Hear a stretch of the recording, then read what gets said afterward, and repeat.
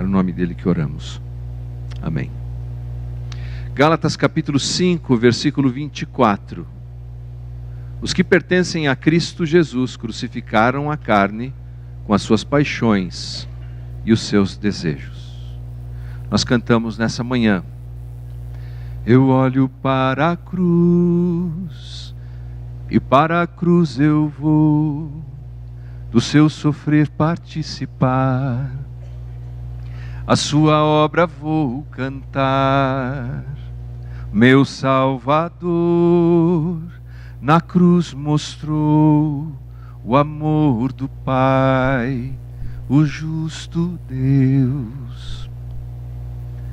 Pela cruz, gentilmente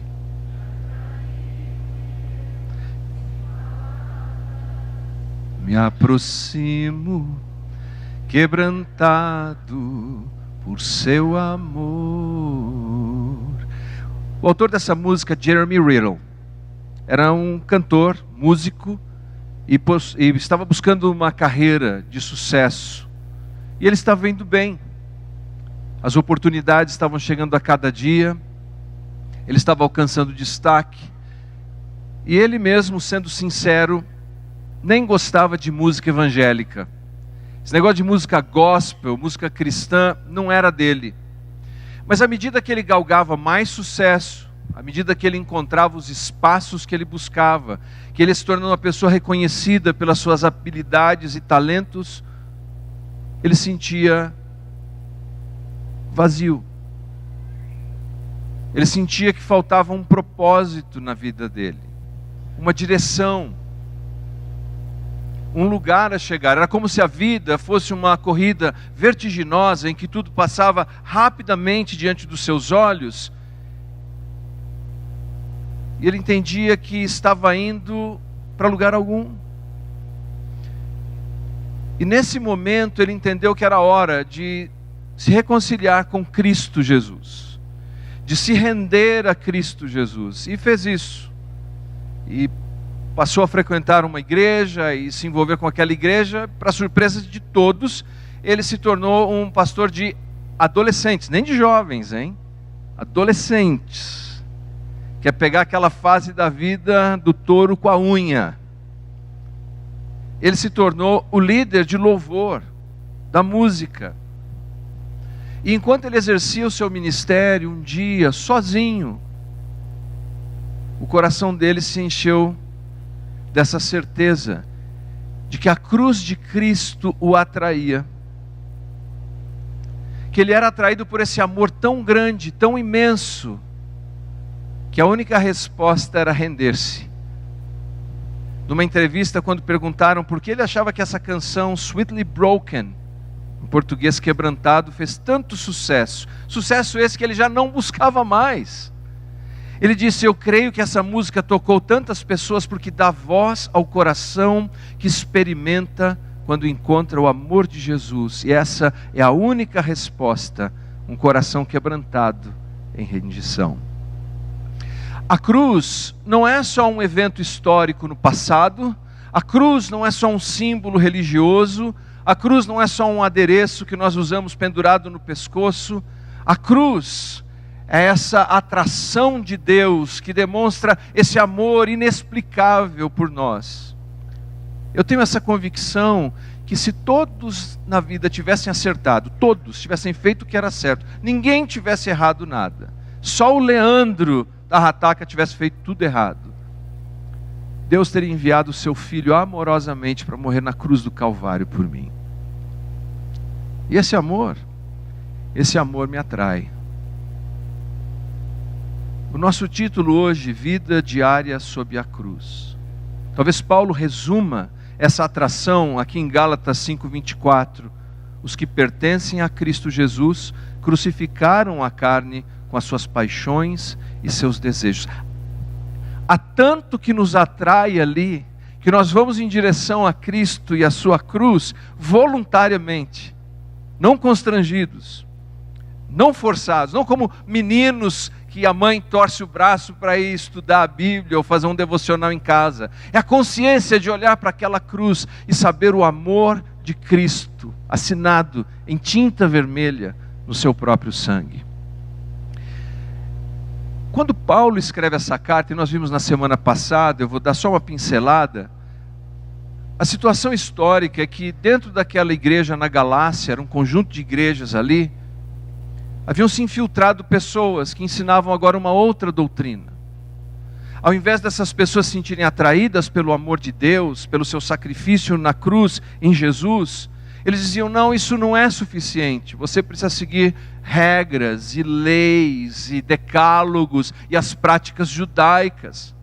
E eles estavam reduzindo a beleza do amor do Evangelho a regras, ao invés de relacionamento. Há muitas pessoas que eu conheço que são adultos hoje, que quando você fala de igreja ou você fala do Evangelho, eles se arrepiam, eles têm asco, têm paura, porque quando meninos, quando crianças, tiveram uma versão legalista do que é o Evangelho. E Paulo é muito duro. Veja você que no capítulo 2, no versículo 4, ao discutir a questão da circuncisão, ele afirma assim: essa questão foi levantada, ou seja, de que os não-judeus deveriam passar por um processo de circuncisão, essa questão foi levantada, diz Paulo, porque alguns falsos irmãos infiltraram-se em nosso meio. Falsos irmãos se infiltraram no nosso meio. Quando nós nos tornamos cristãos e começamos a nossa jornada de fé, é natural que nós olhemos à nossa volta e tenhamos a sensação de que todos têm auréola sobre as suas cabeças e todos são seres iluminados e angelicais. Mas Paulo, nessa introdução, deixa claro que é preciso manter sempre o discernimento ativo, sempre a capacidade crítica de avaliação ativa, porque ele diz: falsos irmãos se infiltraram. E tirando aqui a Igreja Bíblica Brasileira, que isso não acontece jamais, todos somos objetos da perseguição da falsa doutrina e da corrupção do Evangelho. E Paulo, ao descrever o sacrifício de Jesus, ele está dizendo: nós precisamos dele, da obra dele, do que ele fez. O Evangelho não é alguma coisa do que eu posso fazer por Deus. Isso não é boa notícia alguma, porque o que posso eu oferecer ao Deus Todo-Poderoso, Criador dos céus e da terra? A beleza do Evangelho é aquilo que Deus fez por mim, por meio do seu Filho. É um convite de amor. Agostinho, teólogo chamado também de Santo Agostinho, ele escreveu assim: Lex Christi est lex caritatis, que significa: a lei de Cristo é a lei do amor. É o amor. E é quando nós pensamos nesse amor generoso de Jesus, que nós nos sentimos atraídos pela sua cruz. E abdicamos de tantas coisas desse mundo, não porque somos forçados, mas porque desejamos responder em amor àquele que nos amou primeiro. Eu me lembro desse missionário que a vida dele antes de conhecer Jesus tinha feito muita coisa estranha. E aí aquela turma do passado procurou um dia e disse: olha, você não quer ajudar a gente nesse negócio que nós vamos fazer? Você não quer dar uma mãozinha aqui, dar uma mão para a gente? E ele disse: eu não posso, eu não tenho mão. Aí a pessoa olhou para ele surpreso: você não tem mão? E o que é isso na ponta do seu braço? Ele falou: essa aqui? Essa não é minha, essa é de Cristo. Porque quando nós conhecemos a Jesus, tudo que somos, tudo que temos, nós consagramos a Ele. E é aqui que nós nos deparamos com essa primeira lição do texto de Gálatas: os que pertencem a Cristo Jesus. O primeiro passo da nossa jornada é pertencer. E pertencer aqui é um estado de completa rendição a Jesus. Sou dele, Ele é o meu dono, Ele é o meu Senhor. Quando Paulo está escrevendo essas palavras, ele está escrevendo num contexto forense romano, e lembre-se que a linguagem dele sobre ser crucificado, sobre a cruz, descreve o que Roma praticava naqueles dias. Vamos imaginar aqui que um certo João vivesse naquele período. E João agora, não porque era um criminoso, mas ele talvez fosse um rebelde, porque as pessoas não eram crucificadas apenas por cometerem um crime, mas por serem rebeldes, por exemplo, por de alguma maneira sugerir que queriam praticar uma insurreição contra o Império Romano. Então João agora é condenado à crucificação. Está comigo aí? João, condenado à crucificação, é levado à cruz, é pregado na cruz e morre. Bom, esse processo todo não era apenas a aplicação de uma pena, não era só isso. Aquilo era um símbolo do que o Império Romano fazia.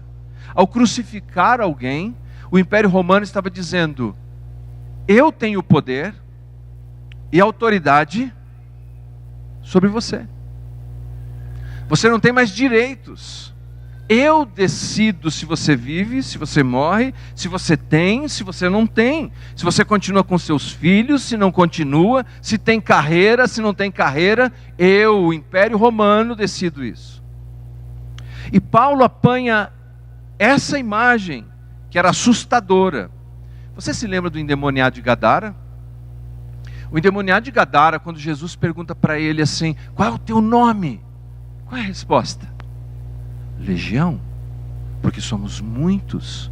Bom, a legião, nós sabemos, era um conjunto de um exército de aproximadamente 6.000 homens, mas essa não é a única razão de descrever quantidade, mas descrever quão feroz era uma legião romana. Porque quando a legião romana passava por algum lugar, ficava um rastro de sangue, de destruição, por causa do seu poderio romano. Não era apenas uma disciplina, era uma mensagem a respeito de poder, de autoridade. Paulo diz assim no capítulo 2, meditamos semana passada, mas é importante revisitar. Gálatas 2:20. Paulo diz assim: fui crucificado com Cristo. Fui crucificado com Cristo.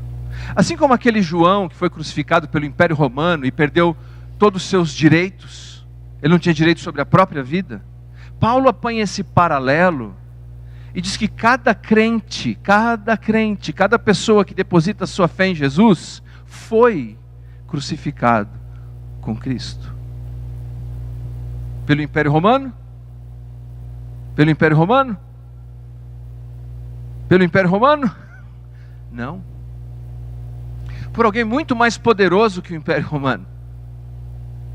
Quando Cristo é pregado naquela cruz e nós colocamos a nossa fé em Jesus, nós somos pregados na cruz com Cristo pelo Deus Todo-Poderoso, que faz valer a sua justiça, mas diferentemente dos romanos, que deixavam um rastro de destruição por onde passavam, o Deus Todo-Poderoso, por meio da cruz, nos oferece graça, misericórdia, amor, aceitação, pertencimento e propósito. Mas se fomos crucificados na cruz com Cristo, não temos mais nossos próprios direitos. Nós temos um dono. Eu gosto do que disse esse teólogo chamado Peter Forsyth. Ele disse assim, ele era um escocês, e ele diz assim: o primeiro dever de toda a alma é encontrar não a sua liberdade, mas o seu Senhor. Você sabia que nós sofremos muito na vida porque nós queremos nos assenhorar da nossa própria existência? Nós queremos ser senhor da nossa própria vida, e aí nós queremos controlar as coisas da nossa vida, e não conseguimos controlar as coisas da nossa vida, e nos frustramos com a vida. Aí nesse processo, o que faz a pessoa? Desesperada com a dor da frustração, começa a buscar algum mecanismo para poder lidar com a vida. Droga, pornografia, desvio pessoal, de caráter, porque ele quer lidar com a vida, com aquela dor. Ao fazer isso, ao tentar assenhorar-se da própria vida, ele vai se tornando subserviente e servos de uma porção de outros deuses.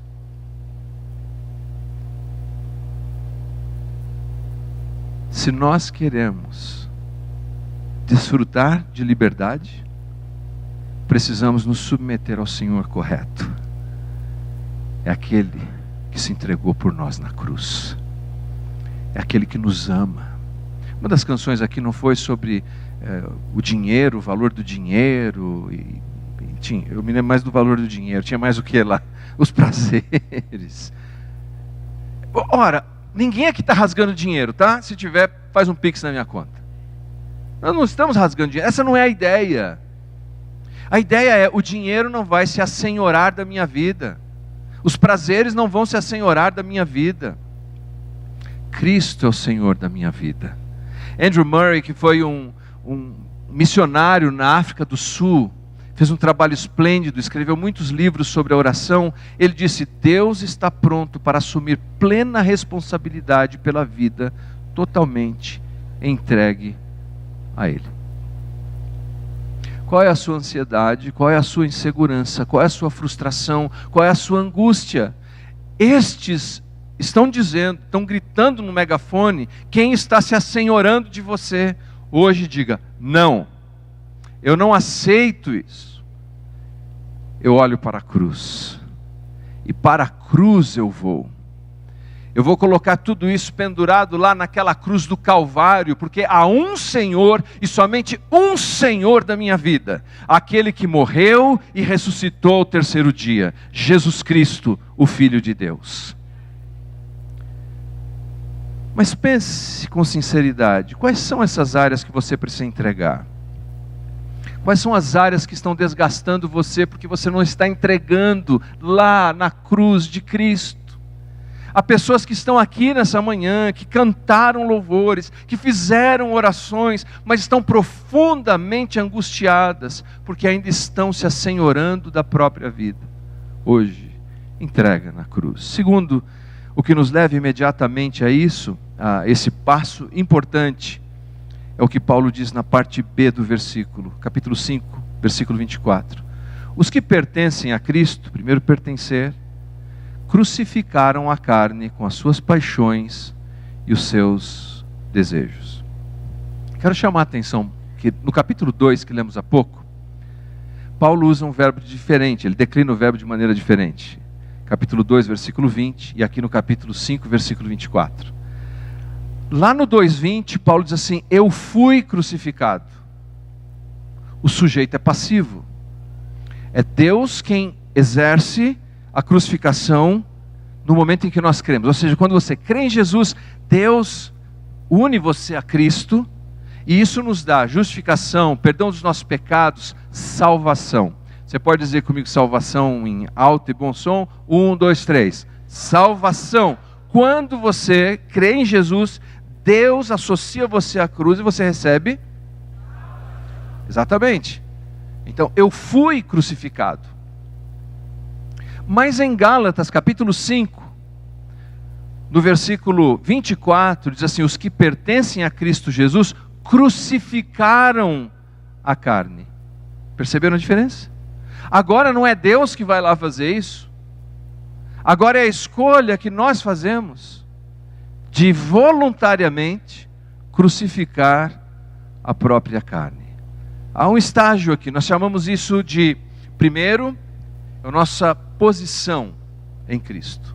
Então, em nossa posição em Cristo, quando cremos nele, somos associados à cruz de Cristo. Amém? Justificados, salvos. Mas em Gálatas capítulo 5, ele fala da nossa ação em Cristo, não só da nossa posição. Os que pertencem a Cristo agora crucificaram a carne. Agora é algo que diz respeito a mim, a você, a nossa escolha, a nossa decisão. Imagine que alguém se tornou um bombeiro. E ele está lá na base do corpo de bombeiros. E ele já é reconhecido como um bombeiro. Ele é posicionalmente um bombeiro. A mãe dele tirou foto, pôs no Instagram: meu filho é bombeiro.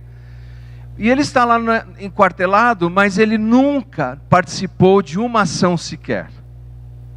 Então ele é posicionalmente um bombeiro, Mas todo dia ele acorda com o desejo, puxa, eu quero ter uma coisa que arde aqui dentro, eu quero apagar um incêndio, eu quero socorrer uma pessoa, nem que seja salvar um gato que está no galho de uma árvore.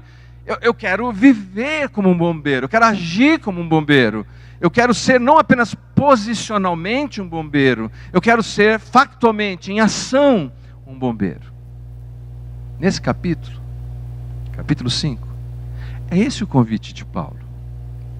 Aliás, essa é a exortação de Paulo, é o lembrete que ele nos dá. Olha, se você pertence a Cristo, então você já deve ter crucificado a sua carne. E note que o verbo aqui está na voz ativa, nos dando plena e total responsabilidade, mas ao mesmo tempo, o verbo crucificaram está no presente, passado ou futuro. Exatamente.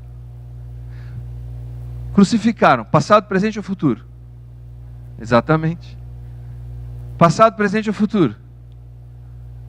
Exato. Paulo está dizendo algo importante aqui. Que há um momento na vida, há um tempo na vida, em que você toma essa decisão, porque você pertence a Cristo, em que você vai crucificar a sua carne, as suas paixões, os seus desejos, e os resultados dessa decisão vão continuar florescendo na sua vida. Que ponto é esse que Paulo considera? Para onde é isso que Paulo aponta?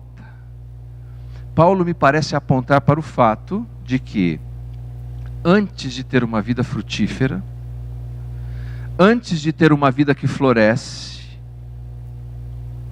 é preciso tomar essa decisão de crucificar a carne com seus desejos e as suas paixões, e aquela decisão vai desdobrar em frutos continuamente. E a cada dia, eu e você temos que lembrar, puxa, eu já tomei essa decisão, eu não vou voltar a viver daquela mesma maneira, eu não vou voltar a viver egoisticamente. Agora, um esclarecimento eu creio que seja importante aqui. Carne aqui, meus queridos, não é o corpo físico. O corpo humano não é por si só contaminado. Jesus tinha corpo físico? Tinha. Mas Jesus tinha pecado? Não. Jesus tinha corpo físico, um corpo carnal, mas não tinha pecado. Quando Paulo fala de crucificarmos a carne, ele está falando, sabe do quê? Da nossa natureza pecaminosa, ou nós poderíamos traduzir na linguagem de hoje, da canalice egoísta que todos temos. Há uma canalice egoísta em cada um de nós, e nós não podemos aceitá-la. Nós precisamos apanhar isso. Não é o corpo físico, é uma bênção. É essa maldade interior que tem em nós, é aquele desejo de fazer o que é mal. Nós precisamos colocar isso na cruz. Sabe, eu tenho que confessar. Quer ouvir uma confissão pastoral? Muito bem. Eu era um brigão no trânsito. Mesmo depois de crente, mesmo depois de pastor, eu era um brigão no trânsito. Não falava palavrões e coisas assim, porque depois de tantos anos seminário, igreja, eu ficava tentando achar uma palavra. Às vezes eu dizia assim, seu anátema, alguma coisa assim, seu filho de Belial. Era bem evangelical meu xingamento. Mas sabe, eu fui tendo a convicção de que aquilo não era correto, que eu precisava colocar aquilo na cruz. E então, pela graça de Deus, eu coloquei aquilo na cruz e fui melhorando. É um processo, você vai melhorando. Mas de vez em quando, eu sou tentado. A pessoa me dá uma fechada endemoniada pela direita. Motocicleta do cemitério maldito vem à minha esquerda. E aquele conjunto e combinações de coisas querem trazer de volta aquele cara maroto, mal educado, brigão de trânsito. Nessa hora, é o que Paulo está dizendo, nós precisamos nos lembrar: os que são de Cristo já crucificaram a carne com suas paixões, com seus desejos. Eu não sei qual é a sua área, mas talvez tenham áreas na sua vida que você precisa lembrar que você já crucificou isso. Não volte, não tire daquela cruz. Deixe lá. O velho homem, a velha vida, o egoísmo, o canalha egoísta que existia, tem que continuar lá, pregado na cruz. Eu gosto dessa referência sobre a cruz. Por que Paulo não disse assim: vamos matar o velho homem, mas ele disse: vamos crucificar o velho homem? Eu creio que Paulo, ao fazer isso, queria nos lembrar da cruz de Cristo, que Cristo já fez por nós. Que Paulo queria nos lembrar que crucificação é um processo doloroso, não é fácil você pregar lá na cruz aquilo que às vezes te dá prazer ou te dá poder e controle. E que quando nós vamos para a cruz, é um ato deliberado da nossa vontade pelo poder do Espírito de Deus. É uma escolha tua. Nos lembra: quem quiser ser meu discípulo, negue-se a si mesmo, tome a sua cruz e siga-me. Não só salvo, sentado e satisfeito, mas discípulo. W. Tozer disse o seguinte: quem está na cruz tem apenas uma direção. Olha para frente. Quem está na cruz não pode mais voltar atrás. Quem está na cruz não tem mais seus próprios planos. Você já está? Já se entregou àquela cruz? Porque se você já entregou aquela cruz, você não precisa mais viver nesse estado de miséria e desespero. Porque agora Cristo vive em você. O que nos leva ao nosso último ponto, que é frutificar.